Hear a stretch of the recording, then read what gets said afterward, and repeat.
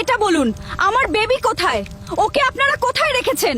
ও ছোট, ওকে আমার কাছে এনে দেন। তোর বেবি আমরা জায়গা মতো রেখেছি, তুই শুধু তোর স্বামীকে এখানে আনার ব্যবস্থা কর, আর না হয় সব হারাবি।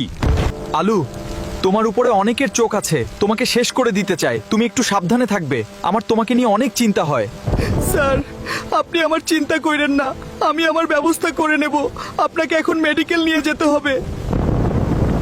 তুমি আমাকে মেডিকেল নিয়ে যাবে? আমার তো মনে হয় আমি আর বেশিক্ষণ বেঁচে থাকতে পারবো না। স্যার, আপনি এসব কথা এখন বইলেন না, আপনি একটু কষ্ট করে একটু বসার চেষ্টা করুন। এই, তোরা কে কোথায় আছিস?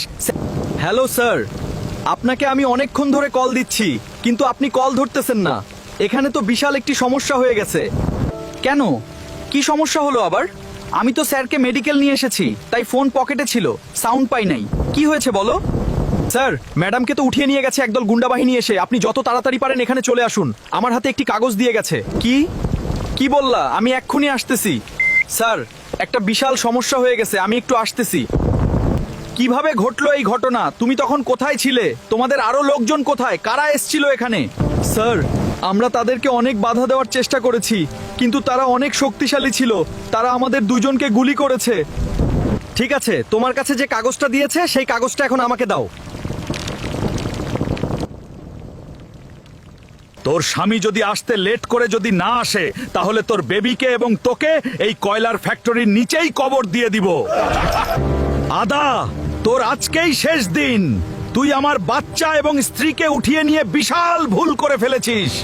আমার স্বামী ঠিকই আসবে এবং তোকেই কবর দিবে এই কয়লা ফ্যাক্টরির নিচে। শয়তান, তুই প্রস্তুত হও, আমার স্বামী ঠিকই আসবে।